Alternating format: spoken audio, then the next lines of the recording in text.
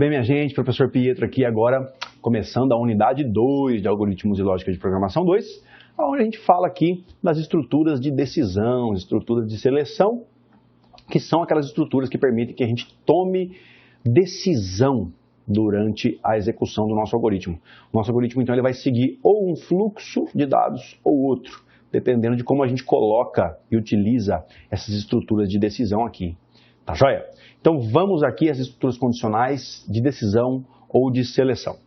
Como eu disse para vocês já, inclusive, na disciplina de algoritmos 1, nós temos aqui situações em que o programa ele tem que decidir por um ou outro bloco de comandos. Tá? Então vamos aos slides. Olha só, existem situações em que esse caminho tem que ser dividido, caminhos distintos. Por exemplo, se eu precisar tomar entre uma decisão ou outra, se eu precisar escolher entre diferentes opções de um menu, por exemplo, realizar comparações entre valores de dados, tá? Imagina aqui o seguinte, ó, um caso em que é preciso determinar um valor informado pelo usuário, se esse número é negativo ou positivo. E dependendo dessa resposta, o algoritmo irá executar um bloco de comandos ou simplesmente ignorá-lo. Como que eu faço isso em linguagem C? Mais exemplos aqui, ó. Imagina o seguinte, que é preciso desenvolver um programa que peça para o usuário informar dois números. O programa vai ter que dizer o seguinte a partir desses dois números. Qual é o maior número? Qual é o menor número? Os números são iguais? Como é que fica isso aqui? Como é que o programa faz para decidir a partir desses dois números essas informações? Beleza?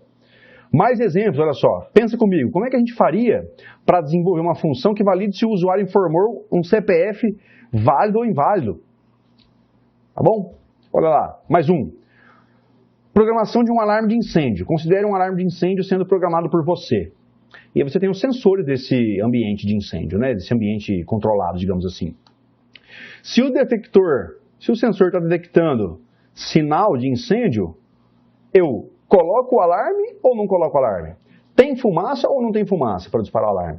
E assim sucessivamente. Então a gente vai usar estruturas condicionais, estruturas de decisão ou estruturas de seleção para fazer isso, beleza? É tudo o mesmo nome, tá, gente? Condicional, seleção ou decisão é a mesma coisa.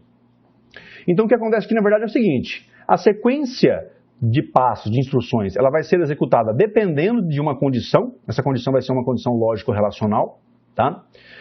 Caso essa condição seja verdadeira, o bloco de comandos será executado. Agora, caso a condição não seja verdadeira, ou seja, se a condição for falsa, o bloco de comandos ele vai ser ignorado.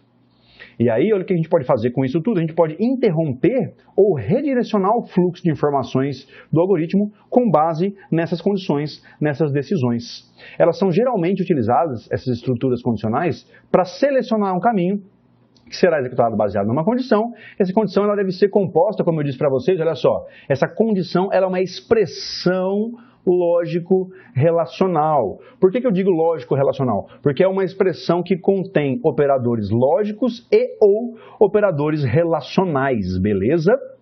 E a gente pode fazer isso de várias maneiras. Existem várias formas de se criar estruturas condicionais, vários comandos. A gente tem as estruturas condicionais simples, que a gente usa apenas o comando if. Estruturas condicionais compostas, nas quais a gente usa o if-else. Podemos alinhar ifs e elses indiscriminadamente de acordo com a lógica do nosso programa. Até o switch case ali embaixo, que é a estrutura condicional múltipla, pode ser alinhada com ifs e else para que a gente crie uma lógica pertinente à solução do nosso problema. Belezinha? Então isso foi uma introdução sobre o que são as estruturas condicionais e a gente se encontra aí no próximo tópico para falar da estrutura condicional simples, o if. A gente se vê já já.